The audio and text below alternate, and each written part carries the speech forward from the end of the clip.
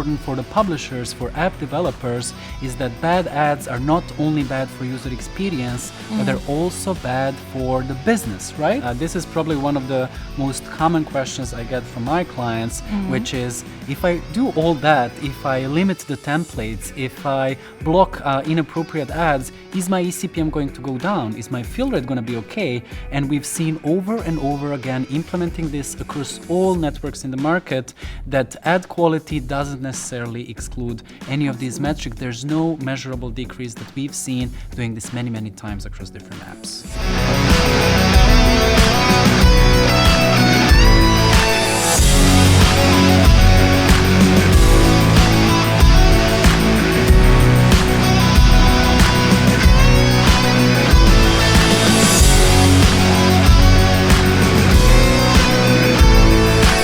Did it, Božo. All the time spent, but it really worked out really well. Yes, I'm thrilled to have done this session, Peggy. I'm glad that we got such a good attendance. But I was a bit nervous, but... Yeah, but it all worked out. What was really cool, though, is I thought, okay, we're going to be talking about something that's not going to resonate, but really the opposite, because feedback, positive, people were thinking about this. So we nailed it. Not only a great topic, a great trend, right? Yep, and what I liked also was that we were able to hear it from the publishers. Yes. People were really engaged answering a couple of questions we had for them. So I'm really glad to have heard what publishers have to say about ad quality, really. Absolutely, because you've got the whole ecosystem there. I mean, it's a once-in-a-lifetime opportunity. Everybody's there, and they're all talking about it. And above all, you could also give them a better way to frame it, you know, because ad quality is like this really general thing. And like you showed in your examples, you know, it's the ones you focus on that are the really, you know, harmful, annoying ones, like you showed. Yeah, absolutely. I think that we've all seen it in the industry, many bad ad examples, as they're really deceptive, misleading, even harmful in a way that they represent a malware. So this is not where we want to be as an industry, right? Yeah, that was the interesting one, because it's easy to say, okay, that one is horrible, harmful, right? But then there's the stuff you don't see under the surface. And I think that's going to be an even bigger topic, because that's what you can't see. So how are you going to stop that? How are you going to think about that? Yeah, Peggy, I think that ad experience is really important because it's also part of the app experience, right? Yes, they're learning that, and it's so obvious. I mean, how can it not be obvious? Because we are architecting experiences. The ad is part of that, right? And the examples, the ones we focus on, well, those are the obvious ones, and there are others as well. Yeah, it turns out there's so many bad ads, Peggy, and they're bad in different ways.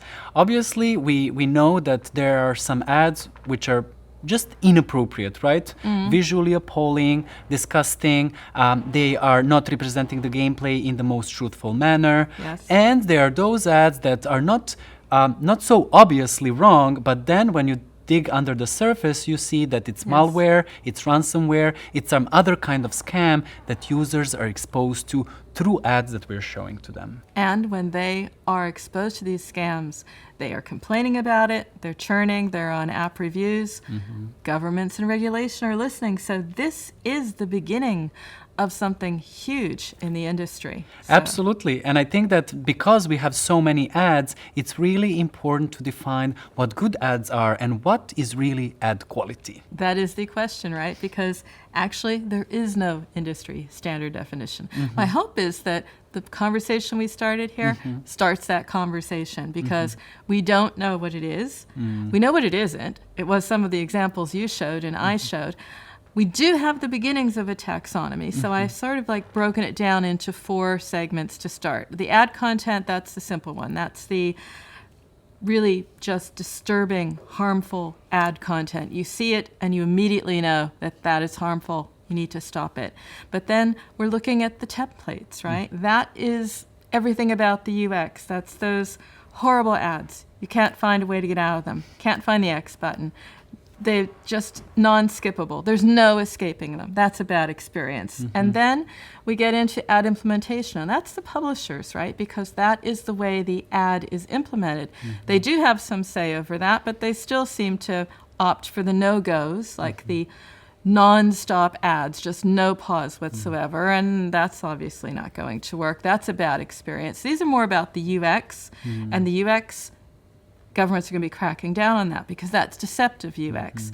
And then at the end, at this iceberg, the tip of the iceberg I started, and down at the bottom are the malicious ads. That's ad integrity and stability. That's about the crashes and the ANRs, but it's also about the malicious code. That's that hidden code. Those are going to be harder to find and block because you can't see them, but they're going to be all the more important because that's data capture, data theft. Absolutely. And I think that that's also a great way to ask ourselves the next question, which is really, who are the stakeholders, right? Because you now named a few ways how you can control the quality, but then the question is, who is There's in different charge? ones at different levels. Exactly. Implementing the ad, that's the publisher, right? Exactly. Networks are in there as well. I mean, it's a lot of responsibility. I think it's like Spider-Man, right? It's power and responsibility. Absolutely. And I think that apart from them, we have also the advertisers who are important because they're obviously the ones who are determining the ad content itself. Is the ad going to be truthful, respectful, pretty, right? Yeah. And then I think that there's one that's not mentioned in the industry so much, and those are the app stores, right? True. Although they have a lot of power and responsibility in what they do, it happens. We saw that with consent. But I was also speaking to people in the audience, and people in the industry, because it's also the publishers. At the end of the day, it's their business. Absolutely. And I think that what's really important for the publishers, for app developers, is that bad ads are not only bad for user experience, but they're also bad for the business, right? Bottom line, absolutely. Yeah, exactly. We had this study with Google and Deloitte where they found out that 1 in 5 players decide to play certain games more than others because they had a negative experience with ads, and 1 in 2 players decides to quit the game entirely because they had a negative experience with ads, right? So they can insist on ad quality. They can say, hey, look, I want you to do what you're supposed to as an ad network. This is the template, and enforce that. The same with the others in the industry as well. But most importantly, it's about having a defined policy and enforcing it yourself. Absolutely. I think that publishers now can take action. They can speak up. They can say to the networks, this is what we want. This is what we need for us and for our users. And it can go a long way saying that also to the app stores and saying we need to have a more clear set of rules that are going to be enforced all the time so that everyone in the room, so to speak, knows what the rules are and so they can abide by them. I touched upon, the other opportunity here is that, games, apps, it's a mass media. Brands want to get in on that. They absolutely do. But it has to be a brand safe environment. So then we go full circle because we're back to ad quality and the power of the publisher, or at least the effort that they need to make to start discussing this in their teams. What can you do? Well, you can define ad policies.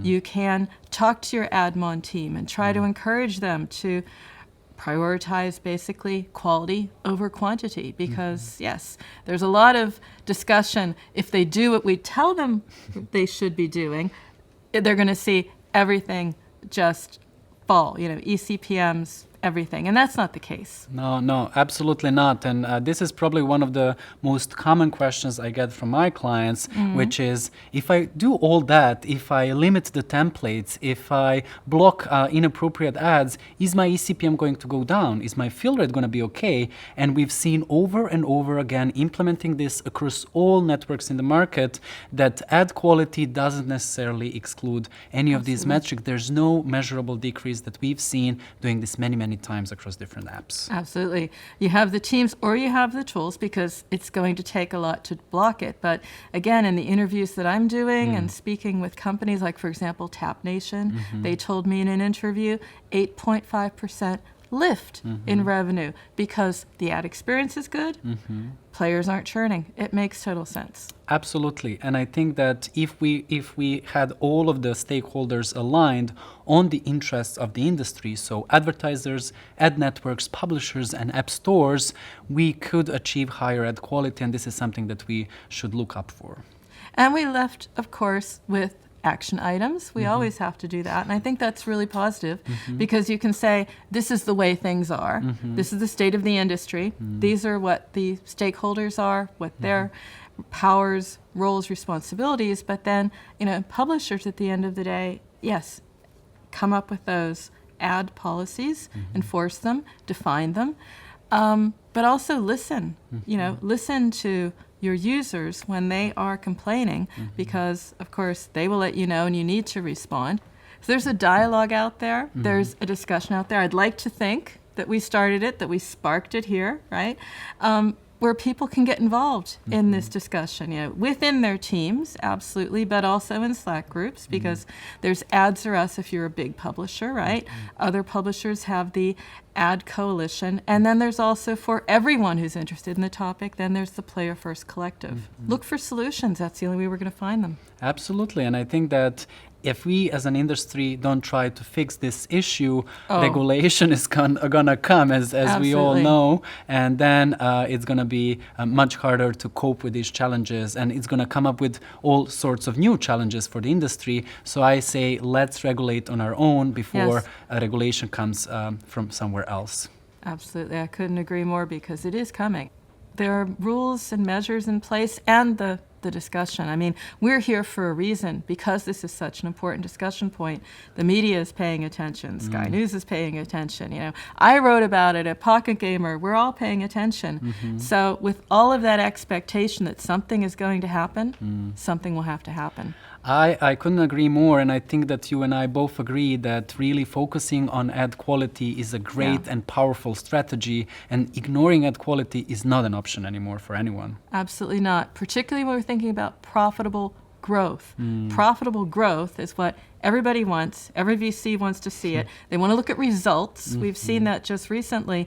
If you look at the studios and why they're being purchased, who's acquiring them? It's because they have an actual real business model, solid numbers, solid metrics. Low retention isn't going to cut it.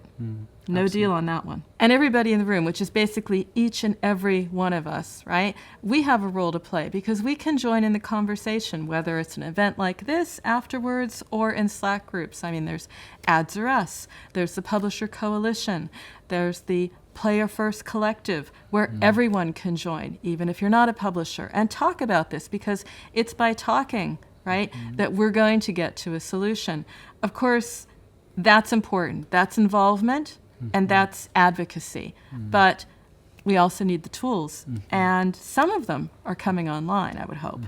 Yeah, absolutely, Peggy. And I think that there are some positive steps that networks and mediations alike have made in recent times to give publishers more options and more control and transparency. So, for example, we know that market-leading mediation products such as Google AdMob give publishers tools to block ads that they find inappropriate. And also, depending on which mediation you're using, you can also see all of the ads that are being displayed in your app. You can see various metrics per creative, and then make an informed decision whether you want to take action or not. I like that. Make a decision. I think that's where it all starts. Exactly. Yes. We had a great time here, but we're going to continue to educate the industry. I think that's what we need to do, right? Absolutely. Thanks for the good work, Peggy.